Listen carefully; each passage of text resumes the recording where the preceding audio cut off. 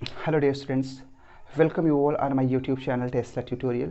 Dear students, in this video we are going to learn about curved mirror. As in the previous video we learned about light, reflection of light, plane mirror and image formation by plane mirror. So here we are going to discuss about curved mirror. So अगर हम curd mirror के बारे में बात करें तो जैसा कि नाम से सजेस्ट हो रहा है, मिरर आपने समझा मिरर एक्चुअल में है क्या. मिरर एक तरीके का रिफ्लेक्टिंग सरफेस है.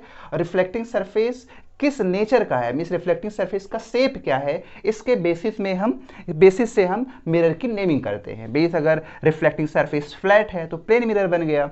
रिफ्लेक्टिंग सरफेस अगर फ्लैट नहीं है तो क्या बन गया, कर्ड मिरर बन गया. तो इस तरीके से आप क्या कह सकते हैं, कर्ड मिरर क्या है, अ रिफ्लेक्टिंग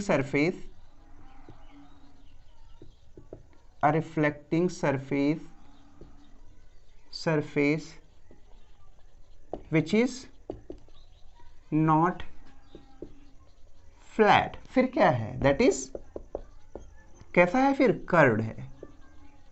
कैसा है, कर्ड है. तो कोई भी कर्ड रिफ्लेक्टिंग सरफेस कैसा कंसिडर किया जा सकता है, कर्ड मिरर जैसा कंसिडर किया जा सकता है. अब अगर हम टाइपिकली यूज्ड कर्ड मिरर की बात करें तो सिंपली हमें जो एक्सटेंसिव यूज्ड कर्ड मिरर मिलते हैं साइंस में, एक्चुअल में वो होते हैं पैराबोलॉइड और दूसरा होता है स्फेरिकल. पैराबोलॉइड, हमें यहाँ पे पैराबोलॉइड के बारे में एक्चुअली में कुछ नहीं पढ़ना होता है, लेकिन फिर भी अगर आप शेप देखें तो पैराबोलिक शेप, आप शायद मैथमेटिक्स में पैराबोला पढ़े हों, तो पैराबोलिक शेप का जो रिफ्लेक्टिंग सरफेस होता है दैट इज पैराबोलॉइड. अगर आप बात करें कि वेयर पैराबोलॉइड यूज्ड, तो आप कह सकते हैं, आप जान लीजिए इस बात को कि टेलीस्कोप या फिर सोलर फर्नेस या फिर आप कह सकते हैं रेडियो वेव ब्रॉडकास्टिंग. सो टेलीस्कोप में, सोलर फर्नेस में या रेडियो वेव ब्रॉडकास्टिंग में पैराबोलॉइड रिफ्लेक्टिंग सरफेस, जिसको आप सिंपली कह सकते हैं पैराबोलिक मिरर, को यूज किया जाता है. अब आते हैं जो हमारा दूसरा एक्सटेंसिवली यूज्ड टाइप है कर्ड मिरर का, that is spherical mirror.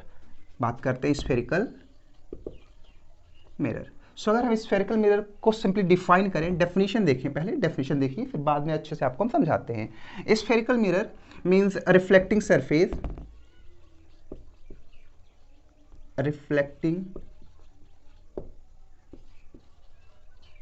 Surface which is a part of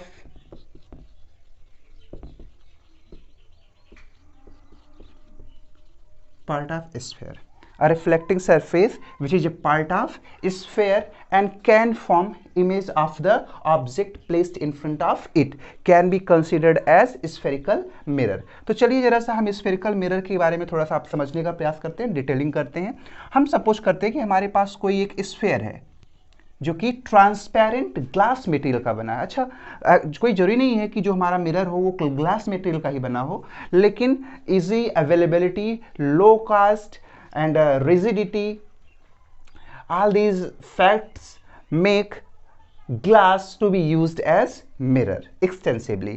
तो आप समझ पाए होंगे कि ग्लास की किन प्रॉपर्टीज से हम सिंपली ग्लास को एज अ मिरर यूज करते हैं.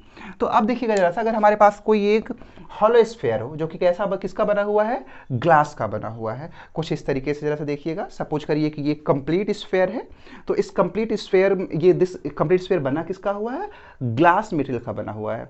और अगर इस स्फेयर का हम कोई एक सेक्शन कर दे, इस स्फेयर का कोई एलिमेंट्री पार्ट कट आउट कर लें, तो वो कट आउट पार्ट जरा सा देखिएगा हमें किस तरीके से दिखेगा, कुछ इस तरीके से नजर आएगा, लाइक दिस. देखिएगा अगर आप इस तरीके से लेटरल इसका देखेंगे, मीन साइड से अगर आप देखेंगे तो ये कुछ शेप ऐसा होगा. देखिएगा जरा सा, इस शेप को आप समझिएगा, लाइक दिस, ये शेप आप समझिएगा. और अगर इसका फ्रंट व्यू देखेंगे तो आपको वन साइड से ये केव जैसा लगेगा. केव मीन्स आप समझ सकते हैं गुफा, आपने पढ़ा होगा कहानियों में, मूवीज में देखा होगा, तो आप केव का कुछ शेप ये देख सकते हैं, ये केव लाइक हो गया. और ये कॉन्वेक्स लाइक हो गया, मीन्स बल्ज्ड पार्ट हो गया. तो आपने स्फेयर को कट करके जो आपने एलिमेंट्री सेक्शन फाइंड आउट किया स्फेयर का, वो कुछ इस शेप का आपको दिखाई पड़ा. लाइक दिस, जिसके पास दो तरीके के सरफेस हैं, एक कॉनकेव लाइक का है, कॉनकेव लाइक केव जैसा है कॉनकेव, और दूसरा कॉन्वेक्स लाइक जैसा है। तो इस तरीके से इस एलिमेंट्री सरफेस के जो दो टाइप ऑफ सरफेसेस हैं उनके बेसिस पे मिरर भी दो तरीके के होते हैं, जैसा कि आपने देखा, एक कॉनकेव और दूसरा कॉन्वेक्स। अब देखिएगा जरा सा, एक्चुअल में ये तो ट्रांसपेरेंट है, अभी प्योर ग्लास है तो ट्रांसपेरेंट है, लाइट अगर इस पर इंसिडेंट होगी तो अदर साइड से ट्रांसमिट हो जाएगी, तो हमें अभी ये हमारे यूज का नहीं है एज अ मिरर। तो हमें एक्चुअल में करना क्या होता है, देखिएगा इसके दो सरफेसेस हैं, तो दो सरफेस में अगर हम किसी एक सरफेस पे किसी रिफ्लेक्टिंग मटेरियल, अब रिफ्लेक्टिंग मटेरियल जैसा क्या होता है इसको समझिएगा, हमारे पास जो मेटल्स हैं, क्या है metals like silver, tin, nickel या फिर क्रोमियम, ये जो मेटल्स हैं एक्चुअल में इन मेटल्स को हम एज अ रिफ्लेक्टर यूज करते हैं, मींस एज आप कह सकते हैं इन मेटल्स की हम क्या करते हैं, एक तरीके से कोटिंग करते हैं। किस पे कोटिंग करते हैं, ये जो टू टाइप ऑफ सरफेसेस हैं, इन टू टाइप ऑफ सरफेसेस पे इन मेटल्स की कोटिंग करते हैं, और फिर इन कोटिंग को प्रिजर्व करने के लिए, इन कोटिंग को किसी भी तरीके के डैमेज से बचाने के लिए इन कोटेड मेटल्स के ऊपर भी एक फाइन कोटिंग करते हैं, जिससे कि हमारा जो रिफ्लेक्टिंग सरफेस है वो रिफ्लेक्टिंग सरफेस बनेगा किसका, सिल्वर का बनेगा या क्रोमियम का बनेगा या निकल का बनेगा या फिर टिन का बनेगा। जिस भी मटेरियल को हम यूज करेंगे, जिस भी मेटल को यूज करेंगे, that metal will be used as reflecting surface here. लेकिन अगर हम डायरेक्ट इसको एक्सपोज करते हैं तो इस पर स्क्रैच जा सकते हैं या फिर कोरोजन से इसको ये डिप्लीट हो सकता है। तो इन सब अफेक्ट को नलीफाई करने के लिए, अवॉइड करने के लिए हम क्या करते हैं, इस पॉलिश के ऊपर भी हम एक दूसरी पॉलिश चढ़ा देते हैं। तो देखिएगा पॉलिशिंग सरफेस हमारे पास दो तरीके के हैं, inner surface with concave surface and convex surface. अब जरा सा देखिएगा, बात को समझिएगा, थोड़ा सा हमें व्हाइट बोर्ड को इरेज करना होगा कुछ मटेरियल्स यहाँ पे लिखने के लिए। हमने जैसा आपने देखा कि ये कॉनकेव सरफेस है, आपने ये फ्रंट व्यू देखा कुछ इस तरीके का है, तो मैं फ्रंट व्यू दो तरीके से बना रहा हूँ, यहाँ पे देखिएगा दो बार बना रहा हूँ क्योंकि मिरर दो तरीके के होंगे, इस बार समझिएगा। तो अब देखिए जरा सा, अगर हमारे पास ये जो कॉनकेव है, केव लाइक है, मतलब यहाँ पे ये केव लाइक है और ये वेक्स लाइक है, means bulged outside and concaves like, bulged outside concave like, जो आप यहाँ देख पा रहे हैं। तो अगर हमने इन मेटल्स की जो कोटिंग करनी है वो कॉनकेव साइड पे कर दी, कहाँ पे कर दी, कॉनकेव, देखिए इनर साइड, ये कॉनकेव साइड पे कर दी कुछ ऐसे, तो फिर इसके ऊपर हमने कोई एक दूसरा लेयर भी चढ़ा दिया इस सिल्वर या फिर क्रोम के ऊपर, इसको प्रिजर्व करने के लिए। तो फिर लाइट जो, अब ये जो सरफेस आपको मिला, देखिए सरफेस कैसा मिला, आपने इनर पार्ट को पेंट कर दिया, इनर पार्ट पे कोटिंग कर दी मेटल्स की। अब ये जो आउटर पार्ट आपको मिला, ये आउटर पार्ट से लाइट को आपको एक्सपोज करना होगा, मींस ये आउटर पार्ट लाइट से एक्सपोज होगा। लाइट अगर इस आउटर पार्ट पे, बल्ज्ड पार्ट पे स्ट्राइक करेगी तो इनर रिफ्लेक्टिंग सरफेस से क्या हो जाएगी, बाउंस बैक हो जाएगी। तो देखिएगा लाइट कुछ इस तरीके से अगर यहाँ पे इंसिडेंट होती है तो ये रिफ्लेक्ट बैक होती है। तो देखिएगा जरा सा, इनर पार्ट को हमने पॉलिश किया और आउटर पार्ट, बल्ज्ड पार्ट से लाइट को एक्सपोज करा के लाइट का रिफ्लेक्शन किया। ऐसे मिरर को हम कहते हैं कॉन्वेक्स, बल्ज्ड पार्ट है, वेक्स पार्ट है, इसलिए CONVEX। कैसा मिरर बन गया, ये कॉन्वेक्स मिरर बन गया, ये बन गया कॉन्वेक्स मिरर। और जस्ट अपोजिट टू दैट, अगर हम पॉलिशिंग कॉनकेव साइड न करके कॉन्वेक्स साइड करें, मेटल की पॉलिशिंग कहां करें, कॉन्वेक्स साइड, ये देखो। अब कॉन्वेक्स साइड मींस अगर बल्ज साइड पे आपने पॉलिशिंग कर दी तो ऑब्वियसली लाइट को एक्सपोज करेंगे आप इनर साइड से, कॉनकेव साइड से।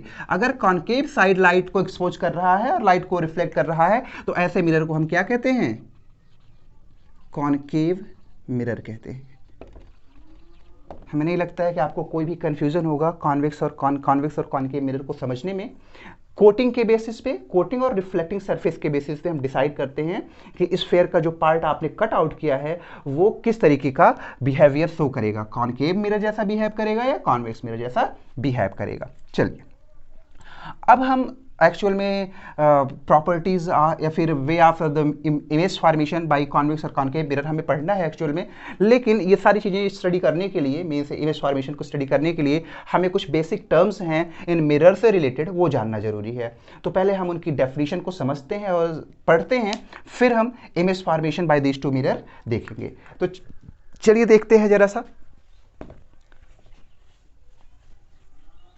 जो वेरी फर्स्ट डेफिनेशन हम पढ़ने वाले हैं यहाँ पे, very first point, that is pole. Pole बहुत इजी वे में आपको समझाऊंगा, आप कभी भूलेंगे नहीं, समझिएगा। आपने अभी कहा कि ये आपका स्फेरिकल मिरर है, अभी मीन्स आप कह सकते हैं कोटिंग के बेसिस पे डिसाइड होगा कि कैसा है, लेकिन एक्चुअल में ये कोटिंग के बाद स्फेरिकल मिरर जैसा बिहेव करने वाला है। तो जरा सा देखिए, ये जो स्फेरिकल मिरर है, क्या इसका एक सेंटर नहीं होगा? आप शायद एक पॉइंट देख भी पा रहे हो, स्फेरिकल मिरर का कोई एक सेंटर नहीं होगा एक्चुअल में, दिस पॉइंट या फिर दिस पॉइंट, दैट इज ये जो सेंटर है स्फेरिकल मिरर का, जो सेंटर है, that center is called pole. So आप कह सकते हैं सेंटर ऑफ मिरर, मैं मिरर लिख रहा हूं चूंकि आप स्फेरिकल मिरर आप ऐसे लिखिए, centre of spherical mirror means आप चाहे कॉन्वेक्स कहें या कॉनकेव कहें, centre of spherical mirror is called pole. फिर समझिएगा, किसी मिरर का अगर आप पोल डिसाइड करना चाहें, डिफाइन करना चाहें, तो आप सिंपली कह सकते हैं centre of the mirror is its pole. Next आप देखिएगा, next definition, principal axis. Principal axis, next definition, next हमारे पास जो टर्म है प्रिंसिपल एक्सिस। अब जरा सा देखिएगा, इमेजिन करिएगा थोड़ा सा, यहाँ पे आपने ये जो कर्ड पार्ट, स्फेरिकल पार्ट आपने कट आउट किया है, ये एक्चुअल में एक कंप्लीट स्फेयर का पार्ट है। तो कंप्लीट स्फेयर का अपना सेंटर होगा, कंप्लीट स्फेयर का अपना सेंटर होगा, और आपने जो कर्ड पार्ट लिया है उसका अपना सेंटर है। तो curved part that is mirror, mirror का सेंटर और मिरर जिस स्फीयर से कट किया गया है उसके सेंटर को मैच करने वाली लाइन। देखिएगा, अगर ये स्फेरिकल मिरर आपका है, एक्चुअल में कॉनकेव मिरर है, तो कॉनकेव मिरर एक्चुअल में ये कंप्लीट करेगा कोई एक स्फीयर कुछ इस तरीके से, और स्फीयर का होगा अपना सेंटर और मिरर का भी अपना है सेंटर, अभी आपने कहा जिसको आपने कहा पोल। तो फिर मिरर के पोल और स्फीयर जिससे मिरर को कट आउट किया गया है उसके सेंटर को मैच करने वाली लाइन को ही हम क्या कहते हैं? Principal axis. The same thing here, somewhere of centre of the sphere from which it is taken out. Suppose करिए ओ पे लाई करता है और अगर पोल यहाँ पर है, सपोज करिए this is the centre of the mirror, तो सेंटर ऑफ द स्फीयर और सेंटर ऑफ द मिरर को मैच करने वाली जो आप स्ट्रेट लाइन आप ड्रा करेंगे, that straight line, that imaginary straight line acts as principal axis. I think हमें नहीं लगता है कि आपको कोई भी कंफ्यूजन है प्रिंसिपल एक्सिस और पोल के रिगार्डिंग में। थर्ड डेफिनेशन देखिएगा, centre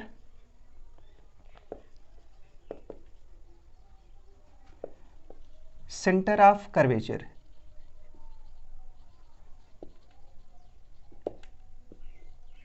centre of curvature, centre of curvature को समझिएगा, प्रिंसिपल एक्सिस आप समझ गए होंगे शायद, अगर डेफिनेशन लिखना चाहें तो देखिएगा, line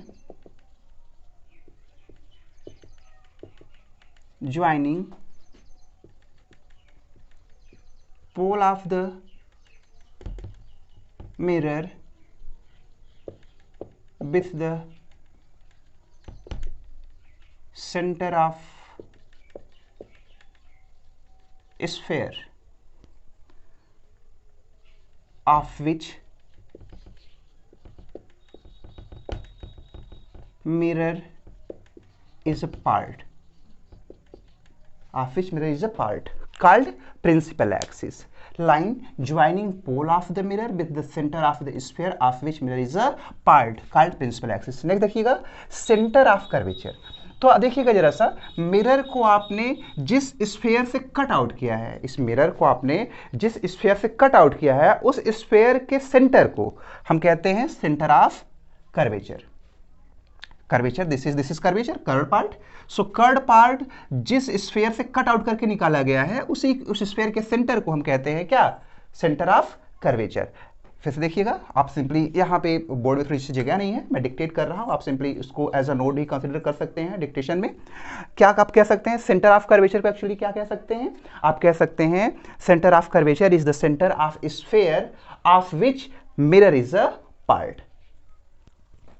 centre of the sphere of which mirror is a part called centre of curvature. Next देखिएगा, आप यहाँ पे फोर्थ डेफिनेशन में फोर्थ टर्म जो आपको समझना है वो रेडियस ऑफ कर्वेचर देखना है।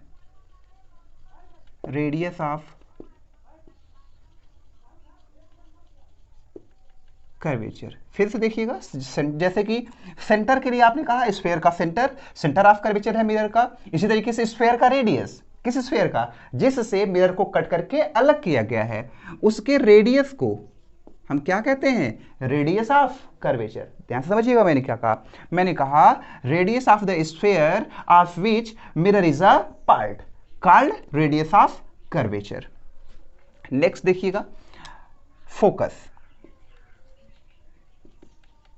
रेडियस ऑफ कर्वेचर को सिंपली कैपिटल आर से रिप्रेजेंट करते हैं।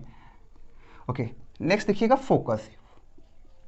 फोकस सो एक्चुअल में पोल और ऑप्टिकल सेंटर, पोल और सेंटर ऑफ कर्वेचर के बीच की जो डिस्टेंस है that is radius of curvature. Radius of curvature की हाफ डिस्टेंस को मींस r अपॉन 2 डिस्टेंस को, रेडियस ऑफ कर्वेचर के r अपॉन 2 डिस्टेंस को हम एक्चुअली क्या कहते हैं, फोकस ऑफ द मिरर कहते हैं। नेक्स्ट डेफिनेशन आपको सीखना है अपर्चर। नेक्स्ट डेफिनेशन आपको सीखना है aperture of the mirror. Next आपको सीखना है अपर्चर ऑफ द मिरर। तो देखिएगा अपर्चर के लिए देखिएगा,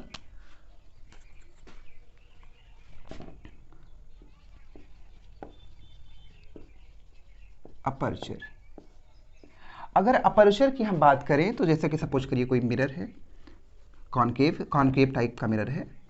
सो कॉनकेव टाइप का ये जो मिरर है, इसका जितना एरिया या जितना रीजन आप सिंपली कहें लाइट से एक्सपोज्ड होता है, the region exposed by light of a mirror, the region of a mirror exposed by light is called aperture. Aperture को हम वेरी करा सकते हैं, किसी भी मिरर के अपर्चर को वेरी करा सकते हैं। कैसे वेरी करा सकते हैं, यहाँ पे हम कोई ऑपेक मटेरियल को रख के, सपोज करिए यहाँ पे आपने एक पीस ऑफ पेपर रख दिया और इसके सामने यहाँ भी यहाँ तक पीस ऑफ पेपर रख दिया, तो पीस ऑफ पेपर रखने से पीस ऑफ पेपर का जो फ्रंट सेक्शन होगा दैट मच क्या हो जाएगा, लाइट से अनएक्सपोज हो जाएगा, लाइट से क्या हो जाएगा, कवर हो जाएगा। इस वे में आप देखेंगे अपर्चर क्या हो गया, डिक्रीज हो गया। अब केवल this much part, only this much part of light is exposed, this much part of the mirror is exposed to the light. So आप समझ पाए होंगे एक्चुअली में अपर्चर क्या है।